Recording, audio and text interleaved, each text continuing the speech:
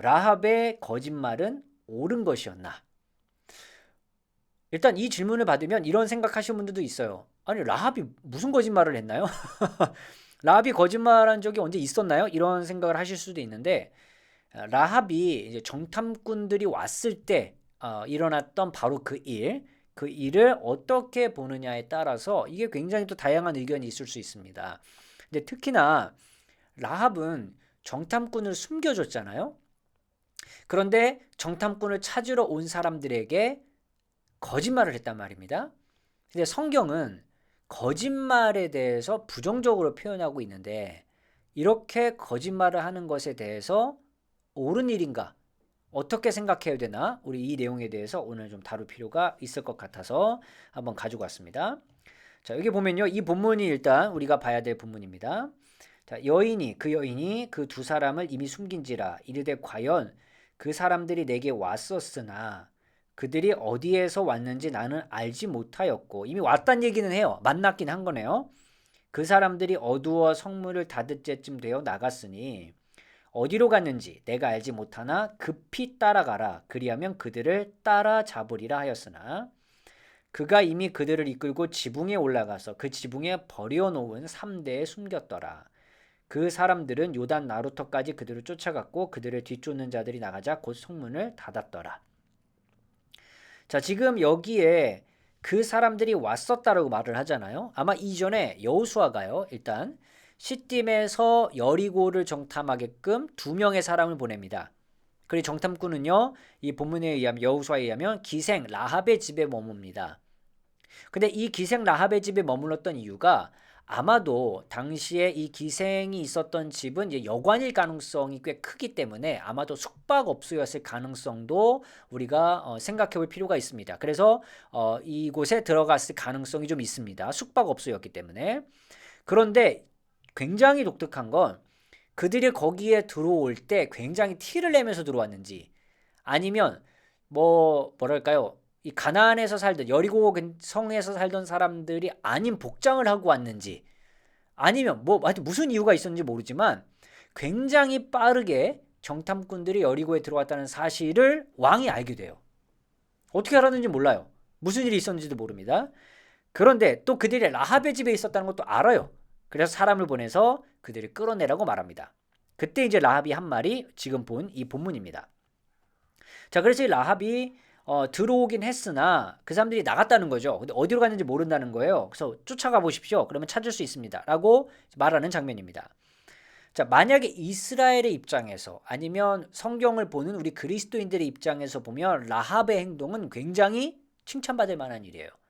너무 고마운 일이죠. 또 우리에게 아주 유리한 방법으로 라합이 행동해줬기 때문에 너무 좋습니다. 그런데 여리고 입장에서 본다면 이 일 때문에 그들은 이 자기들이 살고 있는 동네, 마을, 이 지역을 완전히 무너뜨리게 만들 수 있는 행동이에요. 그러니까 어느 입장에서 보느냐에 따라서 라합의 행동은 옳았다라고 판단할 수도 있겠지만 그르다라고 판단할 수도 있습니다. 그런데 어떤 입장을 따르지 않아도 우리가 지금 이 본문을 유리한 입장으로 보더라도 라합은 거짓말을 했다고 하는 것은 너무 명확해요. 하지만 구약 성경에서 거짓말은 옳지 않은 거 아닙니까? 특히나 십계명에서도 거짓 증거하지 마라라고 언급될 만큼 굉장히 중요한 항목이 아니었겠습니까? 그런 입장에서 본다면 라합의 이 행동을 우리가 어떻게 판단할 수 있을까요? 구약 성서를 보는 우리 입장에서요. 아마 두 가지 입장이 좀 클 것 같아요. 하나는 아무리 행동이 옳은 행동이라 할지라도 거짓말은 나쁜 거다.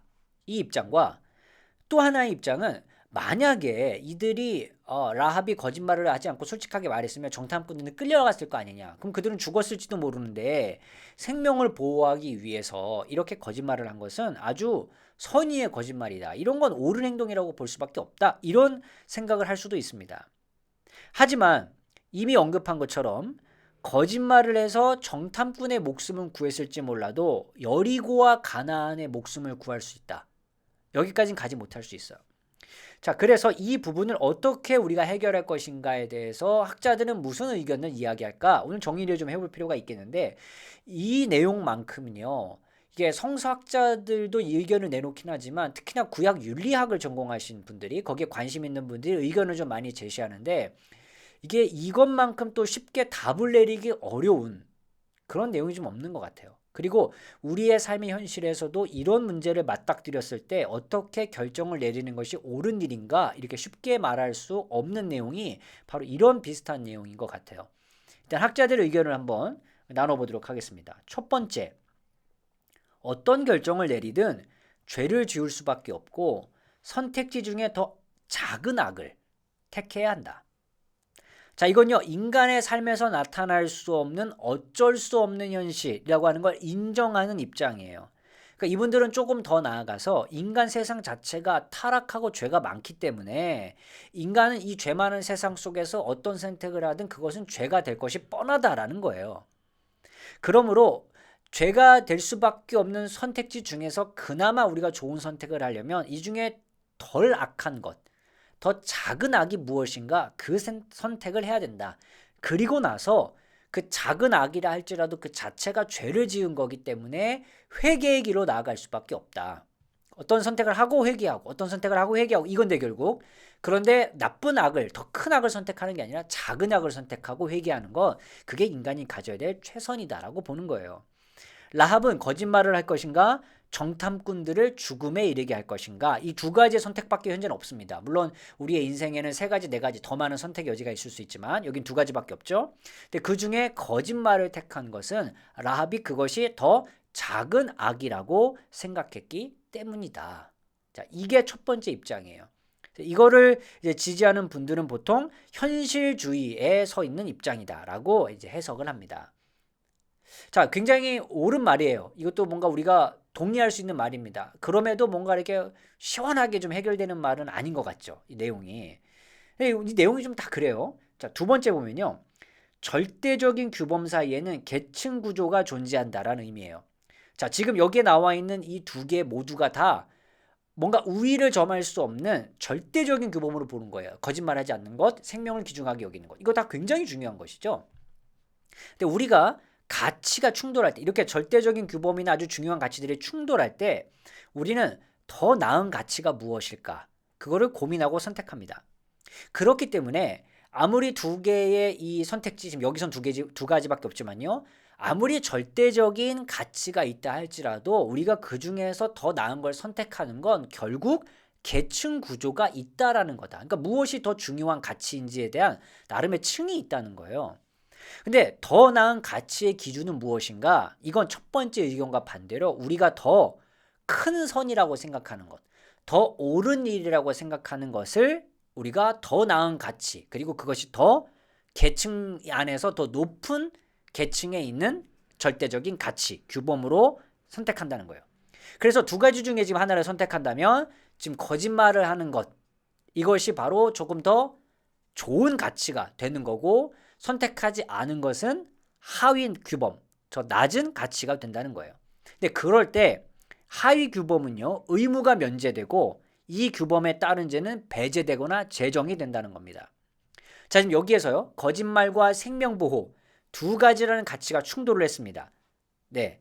근데 여기서 라합은요, 더 나은 선인 생명보호를 선택한 겁니다. 그래서 거짓말을 한 거죠. 그러니까 아까 제가 설명드렸을 때 거짓말을 더 가치 있다라고 이제 말한 게 아니라 거짓말을 함으로 인해서 생명을 보호하는 게 더 가치 있다라고 생각했기 때문에 아까 그렇게 말씀드린 거예요. 다시 한번 정리하면 생명을 보호하는 것이 더 가치 있는 일이기 때문에 그것을 상위에 놓는 거고 그래서 어쩔 수 없이 하위 규모분을 선택하는 것이 원래 거짓말을 안 하는 건데 거짓말을 하는 거죠. 그 이제 밑에 계층으로 놓은 거예요. 자, 이럴 경우에 생명을 보호하는 것이 더 높은 가치에 있기 때문에 그거에 대한 하위 개념 그리고 하위 가치인 거짓말의 의무, 금지 의무는 면제되고요. 거짓말은 죄가 되지 않는다라는 의견입니다. 절대적인 규범이 두 가지가 뭔가 이렇게 충돌하고 있을 때 더 나은 선, 더 옳은 일, 더 높은 가치를 선택하게 되면 그 아래에 있는 하위 가치는 그 가치와 그 규범을 행해야 될 의무가 면제되고 그와 관련된 죄가 해결된다는 것. 죄가 되지 않는다는 것. 이게 이 규범, 이 두 번째 의견을 말하는 분들의 의견이에요. 같은 주장으로요. 아이들의 생명을 구하기 위해서 바로에게 거짓말을 했던 산파들, 출애굽기 이야기죠. 바로 그게 여기와 같은 이야기라고 볼 수 있습니다. 그래서 더 나은 선을 선택했다면 그 아래에 그게 좀 죄라고 여겨질 수 있는 게 있을지 몰라도 그건 문제가 되지 않아요. 왜냐하면 더 나은 선택을 했기 때문에, 더 좋은 선을 선택했기 때문에 이 죄는 우리에게 죄가 되지 않을 거예요.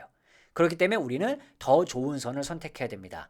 그 입장에서 라합은 더 좋은 선인, 더 좋은 가치인, 더 높은 규범인, 더 상위 계층으로 볼 수 있는 절대적인 규범인 생명 보호를 중요하게 여겼기 때문에 그걸 선택한 겁니다. 라는 것이 이제 두 번째 입장입니다.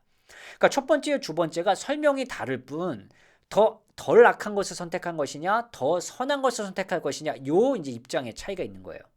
하지만 1번을 선택하게 되면 더 작은 악을 선택했지만 그것도 악이기 때문에 회개해야 되고, 두 번째 입장은 더 높은 선을 추구했기 때문에 그 밑에 있는 것은 죄로 여겨지지 않는 거예요. 입장의 차이가 조금 이제 다르게 되는 거죠. 자, 세 번째는요. 절대적인 규범은 비상충성이다라는 거예요. 이거는 2번의 입장을 거부하는 거예요. 이게 뭔가 상충이 있어. 뭐가 더 중요해. 둘 다 중요한데 뭐가 더 낫고 뭔가 더 좋은 걸 우리가 어떻게 선택해? 그거 불가능한 거야. 이런 절대적인 규범이 충돌할 때는 제3의 방법을 찾아야 된다라는 입장이에요. 거짓말을 하지 않는 것도 굉장히 중요한 절대적인 규범이고요. 그 다음에 정탐꾼들의 목숨을 지키는 것, 생명을 유지하는 것도 굉장히 중요한 절대적인 규범이에요. 그렇기 때문에 둘 중에 뭐를 선택해야 되는 게 아닌 겁니다. 이 입장은요. 그래서 이 얘기를 주장하는 학자들은 뭐라고 말하냐면, 라합이 이 두 가지의 절대적인 규범을 지킬 수 있도록 하나님께 도움을 구했어야 된다. 하나님께 기도를 해서 이 두 가지가 아니라 제3의 방법을 통해서 이 두 가지를 지킬 수 있는 그 어떤 방법을 하나님께 구했어야 되는데 그렇지 않은 게 문제다 라고 보는 입장이에요. 자, 하나님이 기적적인 일을 행하실 수도 있죠. 만약에 이런 일을 통하면 제3의 방법, 인간이 계산할 수 없는 방법을 통해서. 자, 그러면 1번과 2번의 문제가 완전히 다 해결되고 뭔가 가장 좋은 방법으로 해결될 수 있는 게 3번인 것 같아요. 근데 3번만큼 또 어려운 게 없죠. 예. 절대적인 규범이 충돌할 때 그게 굉장히 순간적인 일일 때 어떤 방식으로 우리가 해나가야 될까? 하나님 도와주십시오. 예, 이렇게 기도해야 되는 건데 이게 정말 쉽지 않은 내용입니다. 근데 가장 정말 이상적으로 놓고 보자면 3번이면 제일 좋겠죠. 3번이면. 하지만 우리가 이 3번과 같지 않은 상황에 놓여 있을 때가 또 적지 않기 때문에 이게 굉장히 어려운 일입니다. 우리는 하지만 기도할 때 이런 기도하죠. 하나님, 이런 상황에서 뭔가 하나님이 원하시는 하나님의 마음을 따라 지혜로운 선택을 할 수 있도록 도와주십시오. 우리가 이런 기도를 하는 게 결국은 이 3번과 관련된 걸 텐데, 이게 이제 굉장히 빠르게 진행돼야 되는 일이라면 그 속에서 하나님이 지혜를 주실 수도 있겠지만 이런 선택을 하는 것이 굉장히 쉬운 일은 아니다라는 정리를 결국 할 수밖에 없을 것 같아요. 그래서 저는 이 질문엔 이렇게 말씀드릴 수 있을 것 같아요. 라합의 거짓말은 옳은 것이었나? 질문은 제가 던졌지만 옳은 것이었다, 옳은 것이 아니었다라고 이게 쉽게 판단하기 굉장히 어렵다. 그러려면 결국 라합이 한 말이 거짓말이었는가 아닌가에 대한 이제 뭔가 이야기도 해야 되는데, 물론 당연히 문자적으로 보면 거짓말이지만 이 부분은 결국 윤리적인 문제도 그렇고 신앙적인 문제로도 그렇고 다양한 본문에서 보자면 라합은 옳은 행동이었다라고 볼 수도 있고 그렇지 않은 행동이었다라고 볼 수도 있거든요. 그러니까 어떤 입장을 취하느냐에 따라 어떤 다양한 방식으로 이 본문을 볼 수 있을 것 같은데, 이런 내용은 정말 결론을 내리기가 쉽지가 않습니다. 너무 어려운 내용이고요. 더군다나 이런 내용들을 만약에 우리가 이번이 처음이든 아니면 기존에 이런 내용을 아셨든 우리가 선의의 거짓말, 흔히 말하는 그 말을 해야 될 때, 물론 선의의 거짓말이 있을 수 있냐 이렇게 반문을 제기하는 분도 있을 수 있지만, 그런 일들이 막상 우리에게 처했을 때 어떤 결정을 내리십시오? 이거 쉽게 결정하기 굉장히 어려운 문제입니다. 오히려 1번 결정을 따라서 더 뭔가 작은 악을 선택하시고 회개기도 하십시오. 제가 이렇게 말하기도 어렵고, 더 나은 가치, 더 좋은 선을 선택하십시오. 이렇게 말하는 것도 어려워요. 왜냐하면 그 절대적인 기준이 없지 않겠습니까? 물론 말하기는 하나님의 마음을 따라 하나님이 주시는 길을 선택하십시오. 이렇게 이제 말하는 건 정말 편한데 가장 어려운 일일 수 있겠죠. 이 3번의 일이. 그래서 우리는 어쨌든 이런 내용들에 대해서 오늘 말씀드리는 이유도, 제가 속 시원하게 여러분에게 이 질문에 대해서 답을 드린다기보다 이런 고민들을 우리가 하게 될 때, 그리고 이런 상황도 우리가 맞닥뜨렸을 때 우리가 어떤 입장을 갖는 것이 좋을까? 우리는 다양한 선택지가 있는데 어떤 선택을 하는 것이 우리에게 좀 좋은 일일까에 대한 고민을 함께 하면 좋겠다. 이런 내용들에 말씀드리는 거예요. 물론 목사이자 신앙인인 제 입장에서는 하나님의 뜻을 구하십시오. 이렇게 말씀드리고 싶어요. 하지만 그런 기도가 쉽지 않은 때도 있을 거고요. 또 그런 기도를 하기에 너무 빠른 선택을 해야만 하는 때도 있을 거고, 이게 굉장히 복잡한 상황에 얽혀 있을 때가 있을 것 같거든요. 그래서 이런 고민을 통해 결국은 하나님께서 인도하시는 가장 선한 길을, 선한 방법을, 선한 선택을 우리가 할 수 있기를 바랍니다. 그게 뭐 제 마음으로는 제일 원하는 방법이자 길이지만 이런 고민들을 우리가 늘 하면서 세상을 살아가면 참 좋겠다 싶어요. 어쨌든 1번, 2번도 틀리다라는 말씀은 못 드릴 것 같아요. 더 작은 악을 선택하는 거. 만약에 다 악밖에 없다면 굉장히 중요한 일일 거고요. 다 선한 일인데 무엇이 더 선한 일일까? 이것도 굉장히 좋은 고민인 것 같거든요. 네, 그래서 이런 부분을 오늘 여러분과 함께 나누고 싶었고요. 여러분 혹시 이런 경험이 있을 때, 아니면 이런 본문을 맞닥뜨렸을 때 어떠한 방식으로 이 사람의 행동을 우리가 한번 살펴보는 것이 좋을지 생각하신 바가 있다면 여러분의 의견을 함께 나눠주시면 그 의견을 통해서 저도 배우고 또 함께 나누는 시간을 갖도록 하겠습니다. 오늘의 컨텐츠가 도움이 되셨다면 유튜브 멤버십이나 네이버 프리미엄 컨텐츠 오늘의 구약 공부를 구독하신다면 구약을 더 깊이 배우실 수 있습니다.